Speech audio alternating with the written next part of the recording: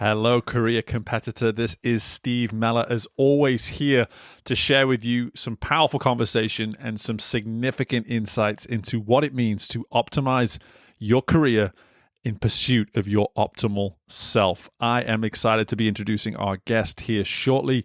But as always, let me draw your attention to careercompetitor.com, where you'll see right at the top of that homepage is a place where you can enter your email and become a part of my monthly subscription, my mid-monthly message, where I am just simply giving you that little nudge in the middle of the month to remember that whatever it was you set out to achieve with all that energy at the outset of the month and whatever those lofty goals may be at the end of the month, that you're not going to lose sight of that journey in between.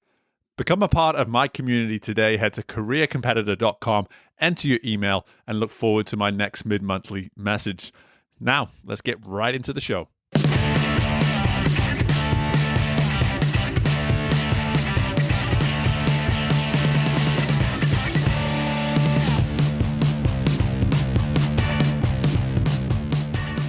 Hello and welcome into this episode of Career Competitor with my guest Nelson Nigel, who is packed full of entrepreneurship energy, and I'm so excited to be welcoming him, and I'm about to give him the introduction he certainly deserves. But 3 things to be looking out for in addition to much more within this episode. Firstly, the role an athlete mindset has toward fueling growth far outside of athletics. Secondly, we get into why we dedicate time into the depth of the foundation when considering optimal growth. And finally, we talk about why we keep good energy around us and be strict about getting rid of any dead weight. So these 3 things and much more within our discussion with Nelson Nigel on this episode of Career Competitor, and I hope you all enjoy. Okay, our career competitor is a CEO, tech entrepreneur, and the product of a lifetime of personal and professional growth. As the CEO of Kidmoto, the children car seat transportation experts, our guest has helped create and grow an app that makes airport transportation easy for every parent flying with a baby, something I assure you my wife and I could have stood to have had around a couple of times over the years. But the part of our guest's story that I'm so excited to dive into is the way in which all this success has been built over the years.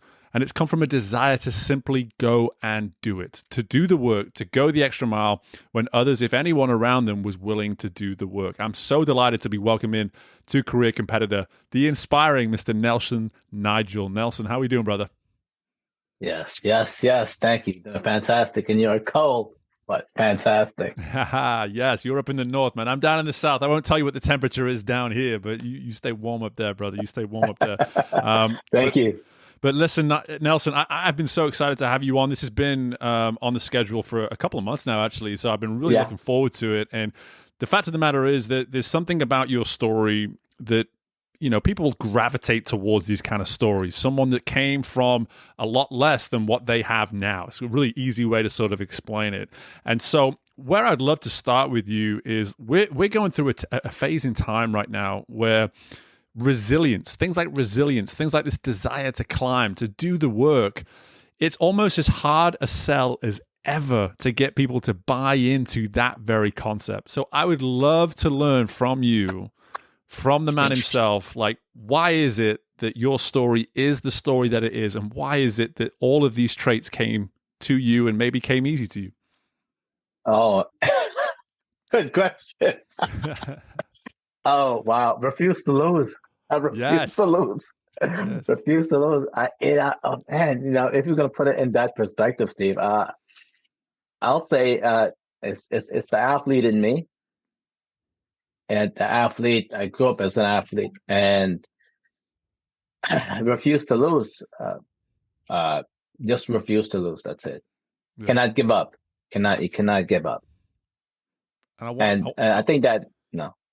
Yeah, but I want to dive into that athlete background because I knew that about you, and I'd love for you to paint a little bit more of a picture there, because that's what our podcast was born out of that originally. It's gotten away from that more over the years as I've welcomed on more and more people. But talk to me about, like, what is in your mind, like, who is Nelson the athlete? Man, I wanted to be in the Olympics of boxing. You know, it's like I just love sports in general. I'm just that's who I am, and I refuse to lose. I just always, yeah, you can't give up. You have to win. Cannot give up. Cannot give up. Just it's mine. It's mine. It's 95% of it is in the mind, Mm-hmm. and I've transformed, that from being an athlete to to business, and just cannot give up. Yeah. Just go for it, and you just cannot give up. And it's a mental thing, right? 95% is mental. So you said it. We can't. It's something that's it's you don't see it anymore. Well, your words is harder than ever, right? Mm-hmm. And and it's we need people with more energy, more enthusiasm, I guess, for success, or to win, or to win. Yeah. I I don't get it. I get it, man. And again, there's a simplicity to everything that you're saying, and I'm such an advocate of simplicity in the sense of, like, on the surface, you hear everything you're saying, and it's just like, man, that's kind of simple. That's kind of simple. Like, don't give up, find a way to win, and that resonates all with me. It really does, because that's my background. I was an athlete. I used to oversee Yeah, athletes. I now oversee yeah. competitors in such a wide array of different industries within business. But it all Mhm. comes back to, how much does it mean to you? How badly do you want to win? And then what does the work look like for us to get there? So I would love for you to maybe take us back a little bit to where Kidmoto originated, and Yeah, how the idea came about, and give us a little bit of that story, please. wonderful. I was in procurement, government procurement. I was driving a part-time Uber to make ends, to keep keep the business sustainable.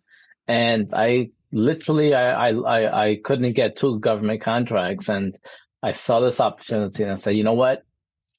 I had a small team. Let me dive into it. It was super hard. Oh, forget about it. The amount of energy it takes is, forget about it. You're waking up at 3:45. That's me. 3:45 in the office at 4:15, working until 11 o'clock, and night, day in and day out. And I have actually created an image with that. I said in like 2017, probably saw 7 days or 10 days of sunlight. Because Wow. like I wouldn't I wouldn't go out the office. It's like, forget about it. And it's like, Yeah. work, work, work, work, work. Need the energy. You refuse to lose. Refuse to lose. It's a fascinating picture when you paint it like that, in terms of 2017, when you say, okay, 10 days of sunlight, and Yeah. that a lot of us experience something not anywhere near that, but something similar in that of COVID in 2019, 2020. Oh, we were forced to be in that kind of environment where it felt as though, even though we could go outside for a bit here and there, and we could still see through the windows and all that kind of thing, it felt like we were imprisoned. It felt like we were trapped. It felt like we were unable to really go do and be in a way that we wanted to. And I'm curious, when you look back at that year 2017, what might be an example of some times where you were in that darkness, not seeing sunlight, and every ounce of you, even with this mindset that you have, like, we don't lose, we find a way to win. How close did you come at times to not being able to actually embody that and feeling that desire to maybe give in? no, no. It's not an option. Failure is not an option at all. Right? Failure is not an option. So that's number one, right? It's like you have to finish. But it's not like, unlike COVID. It's not like I was trapped, Mhm. right? I was not forced into a situation. I chose entrepreneurship. Mhm. And this is something, and Kidmoto is what I chose. So you have to um move forward with it.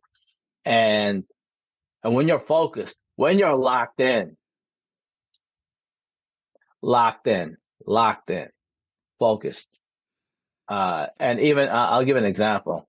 This New Year's Eve, I was home. I was on the computer until 3:30 in the morning, working,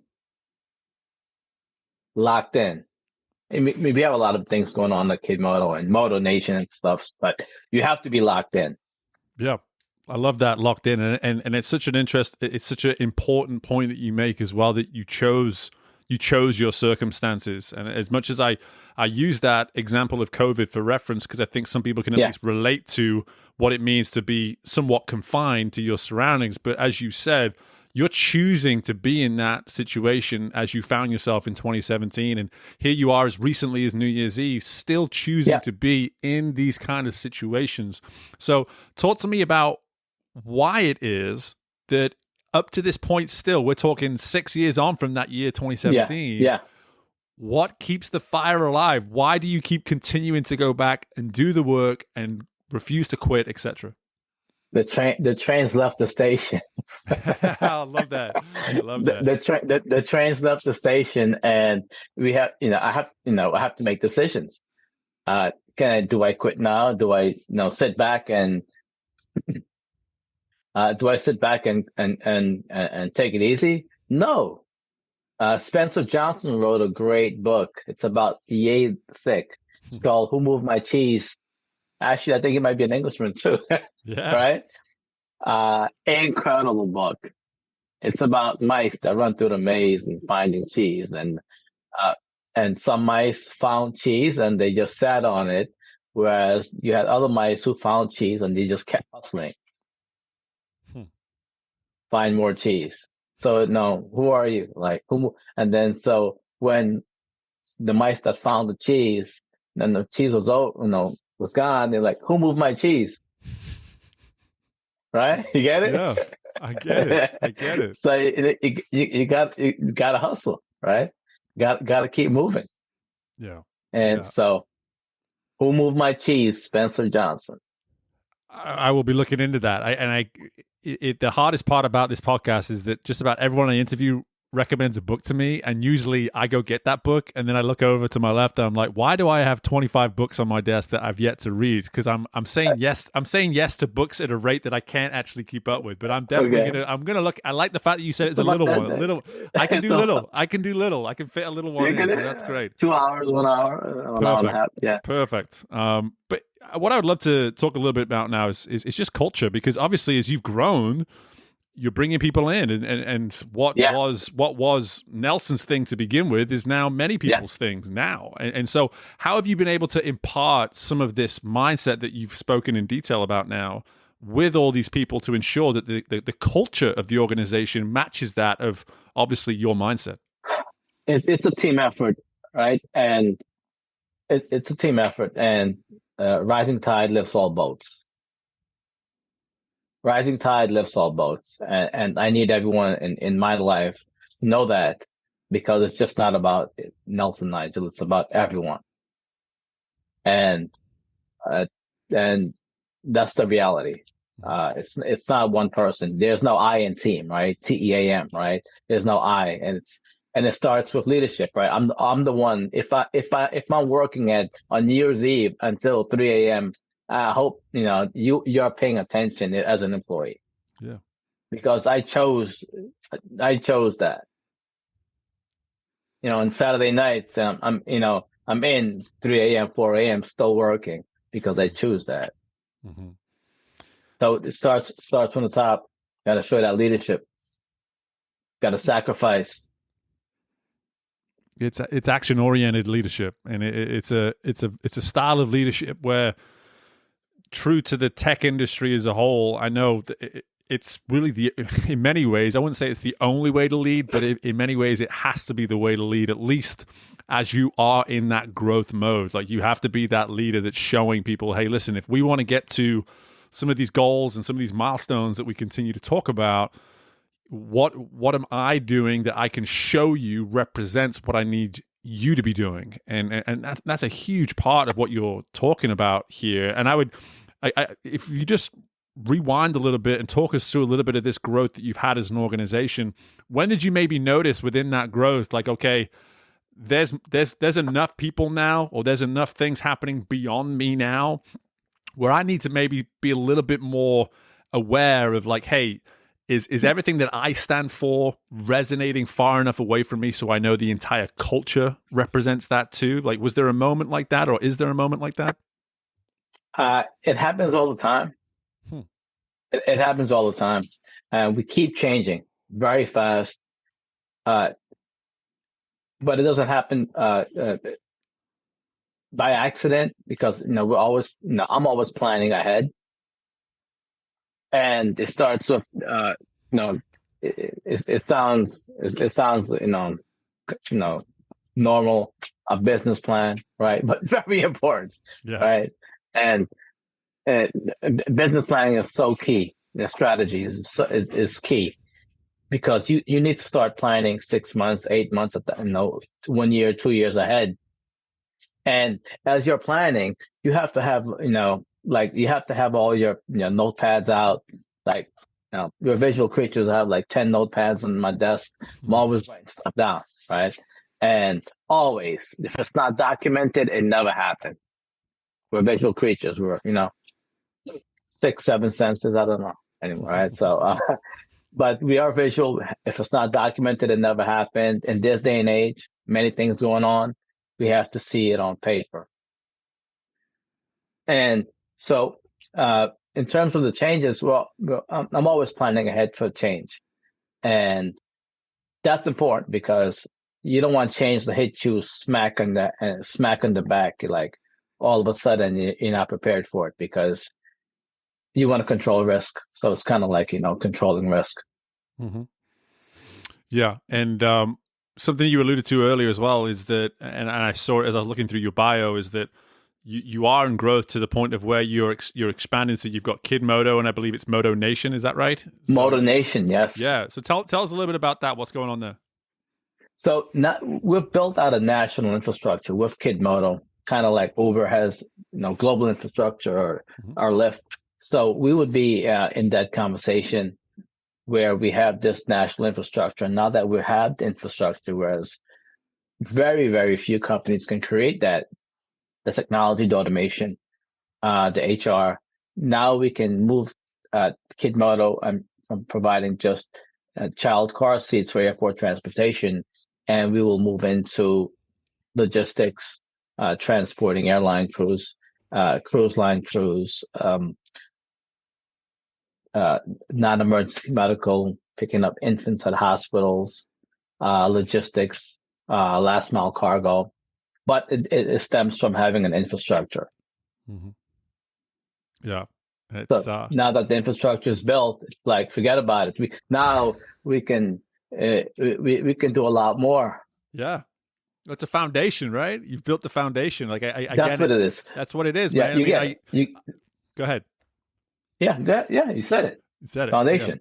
Yeah. And so much of what we talk about on this show is that individual foundation. And so often that gets overlooked, especially when you're having to be so outward focused as you are with the business. Like, how do we build this infrastructure? How do we ensure that we have this foundation to where we can consider other ideas? And one of my favorite things about you that is, as I read about you, is clearly you're very innovative. And so with that innovative energy, to have the foundation to be further innovative is what makes building the foundation worth it. All that work that you're talking about, man, like behind the scenes, you've built the foundation to now be even more innovative in the work that you're doing, not just as a group, but for you individually as well, right? Yeah. And part of the foundation is like always learning. You have to consistently teach yourself new things.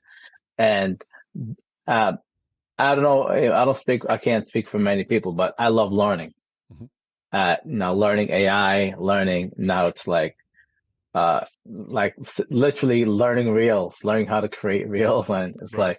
Like, or learning, like I have what do you call it? A camera that floats around you. Like, it's phenomenal, right? It records you as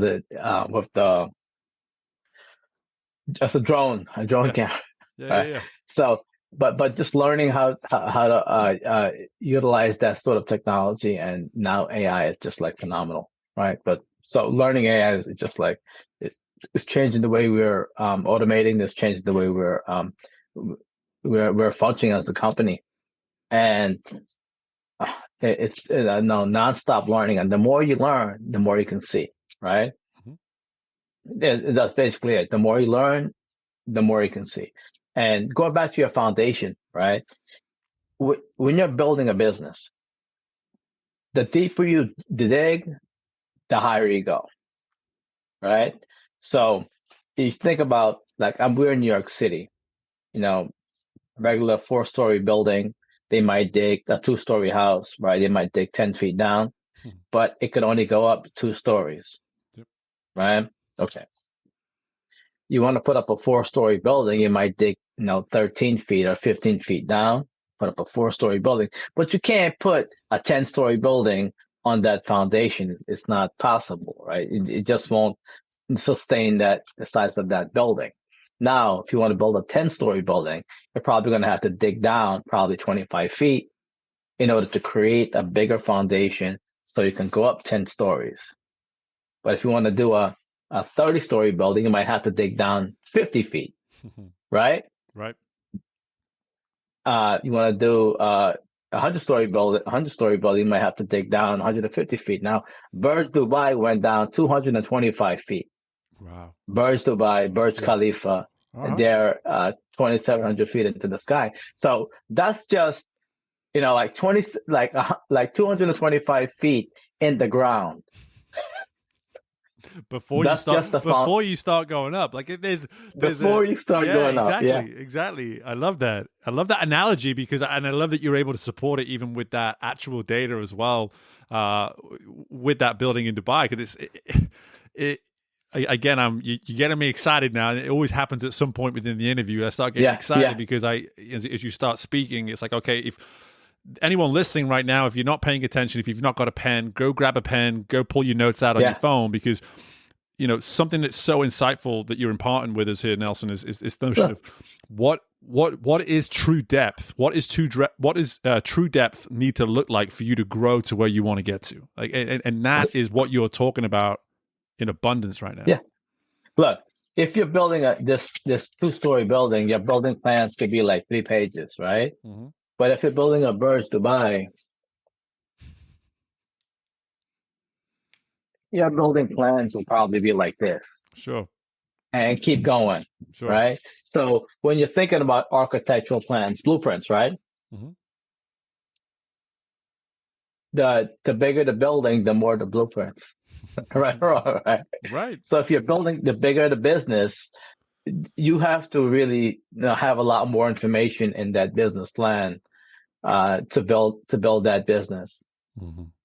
It's a constant reassessment, and you said risk management before and things like that, but that ability and that desire, most importantly, we go back to the willingness again. The same version of you that was willing to do the work back in 2017 is the same version of you Yeah. that is willing to examine the size of the blueprint, the size of the depth that you need to go now in order to grow to where it is you're trying to get to. And that theme of just simply being willing to do what maybe others aren't willing to sign up for is clearly what has separated you as the competitor within your career, within your business so far, and will continue to do so. And I'm just curious right now because one thing I know can always serve our listeners with a story like yours, Nelson, is there would have been a time where you had the epiphany, where you had the light bulb moment, and you said, "Listen, I have an idea, and I need to do something about it." Now, you tell me if someone's listening to this right now, or you tell that person so they can hear you, what does it mean to do something about it? What did those initial steps look like where you had the idea, the light bulb came on, but then you actually brought it into action? What did that look like for you? Having the idea, but bring it into action. Yeah. You have to make a decision. Do you want to go for it? Go for it. But you have to put all the effort in. It's not half effort. It's not 3/4. It's not 90%. It's everything. You have to put it all in. There's no plan B. you know, no entrepreneurs like me, there's no plan B. We're putting it all in. Yeah. Everything's on the line, right? That's how we live, right? Everything is on the line. We're putting it all in, all the effort, everything. You got to believe in yourself. Mm-hmm. You got to believe in yourself. You got to, you just have to have that will to succeed, that will to just keep going forward. Mm-hmm. Because if you have a plan B, well, guess what? You actually don't have a will to succeed because you have a plan B. Well, you're talking about and correct me if I'm wrong, but what I'm hearing is that you're almost using this analogy of plan B as like as an excuse or an exit strategy, if you will. Like how do I That's get an off exit strategy. how do I get off the train, so to speak, that you said before you've left the station. So it's just like, no, like the train is moving and it's a train that never stops moving. So you can't necessarily get onto another train without, once you get off, this train That's continues to keep going. And while you're on the train, we can do all this work around how we try things differently, how we look at things differently, how we educate ourselves, how we dig deeper in terms of the blueprint, all this kind of thing. But you're saying is that once you commit and once you're off, and I love the fact that you use the word decision too. Like you have the idea, but then you make the decision. It's not as though the idea is strong enough in itself to just suddenly become something without you making that decision to make it into something. Like that decision. Yes. That decision is such an important part of this. Oh, absolutely. The decision and it's part of that is execution, right? But you have to make that decision. I'm going in 100%. That's it. There's no plan B. There's no out. Just go in, and I'll tell you, it's outstanding, especially when you're competitive, when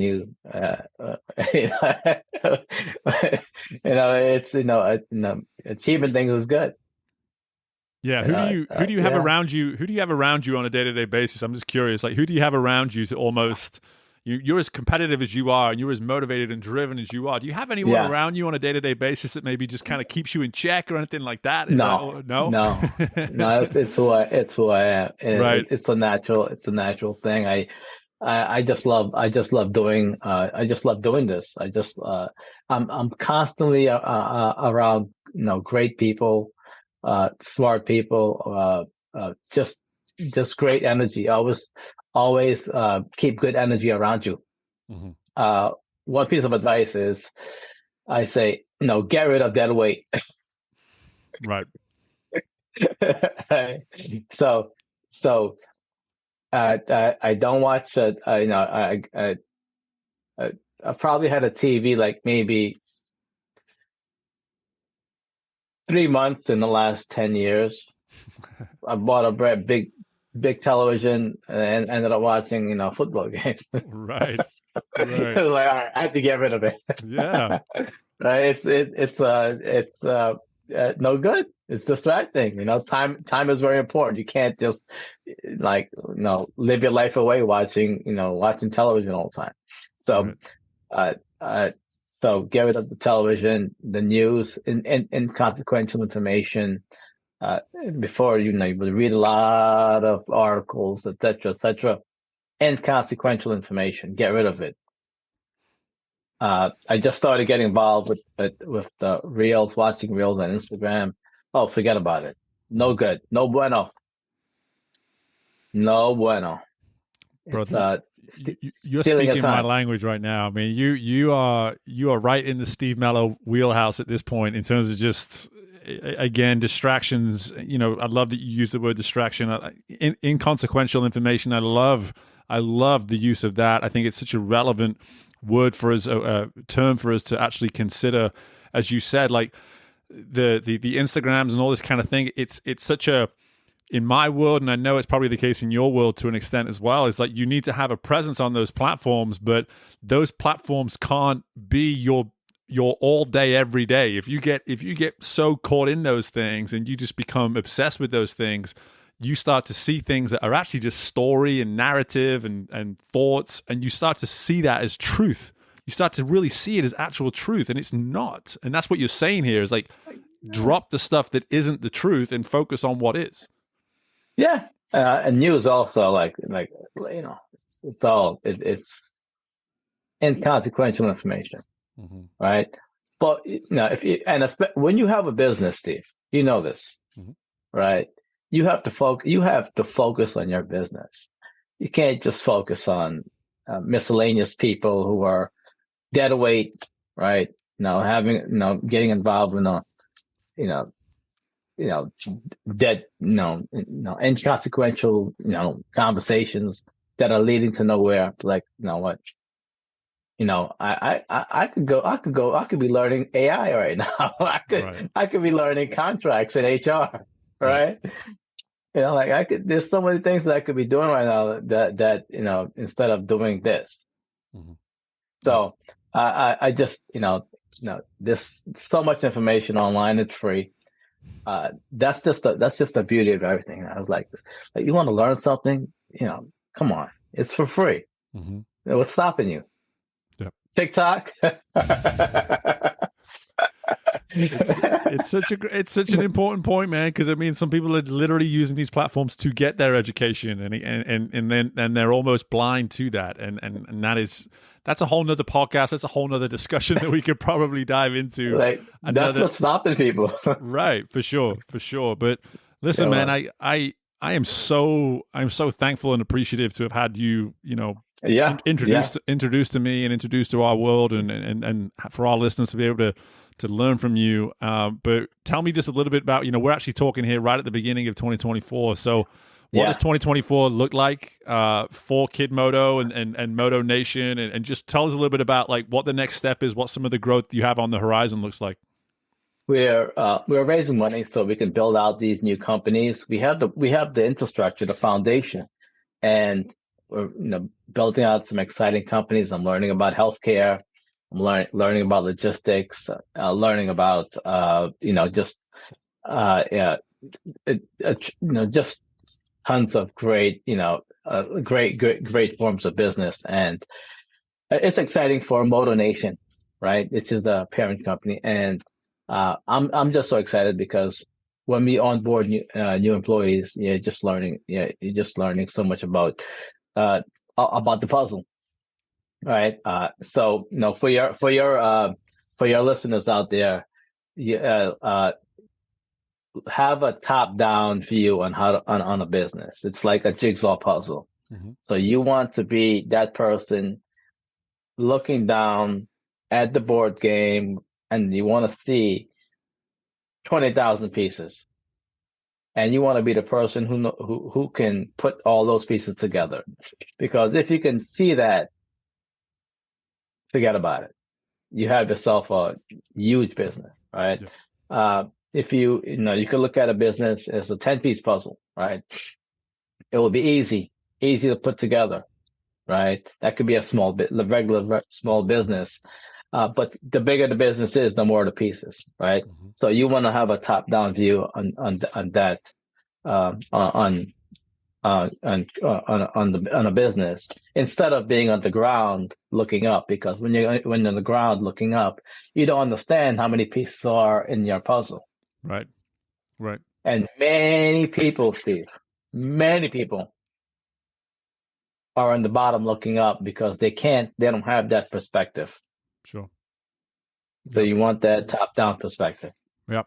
It's huge. It's crucial. And I love the analogy again. You're a man of analogies, and I appreciate that. I'm always trying to use them in my own world, and I appreciate the jigsaw puzzle and looking at it that way. And again, maybe you're someone who has a business that only has 10 pieces to that puzzle right now, and that's okay. Like if that's the size of your business, that's fine. But to your words, Nelson, like just make sure you're looking at it from above and looking at those pieces accordingly, because you're exactly right. You're looking at those puzzle pieces from underneath. You ain't got a clue where they're going to go.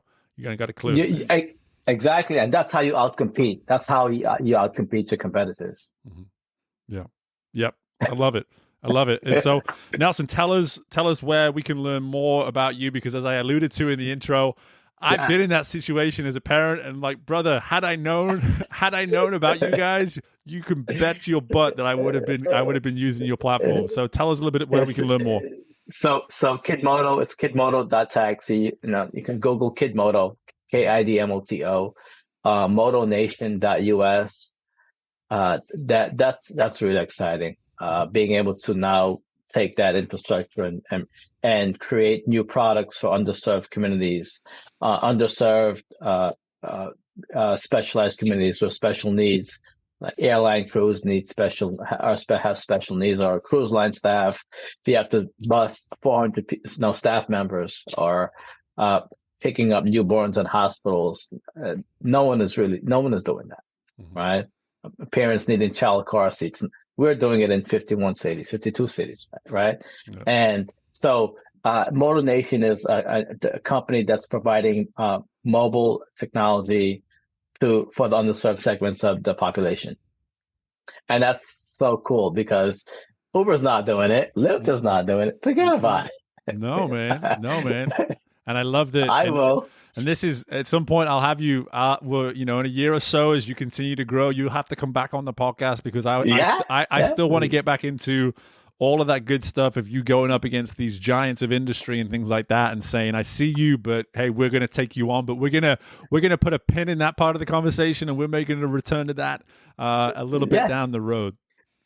And the riches are in the niches, we figured out I saw the niche, and I was able to create an infrastructure, a national infrastructure based on a small, tiny niche. Mm-hmm. Whereas you have companies 50 times larger than us in business for 50, 100 years, they couldn't even do it.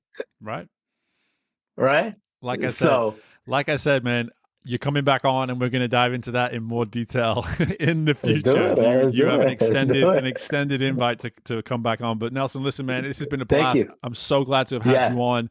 Everybody, if you weren't watching this on video and you were listening to it, you've missed out on the flashy blue suit and the awesome mohawk. Two things I am not capable of pulling off myself. So I'm so thankful that Nelson's here to do that for the both of us. Listen, brother, you're welcome back anytime. I appreciate the time, and thanks again for joining us. Thanks, Steve. I appreciate you. Thank you so much. Thanks for having me. So much energy, so much impact, courtesy there of Nelson Nigel. Thank you so much for hanging around and giving this episode a listen. One insight I would definitely encourage all of you to do is to just examine that foundation. How deep is that foundation right now? Is there a foundation right now? Gosh, that's a scary message when you think about it. But at the same time, I'd rather be asking that question right now than be waiting for the entire structure potentially to fall in the future. So why not look at that foundation today and simply consider how you can maybe add greater depth to that foundation.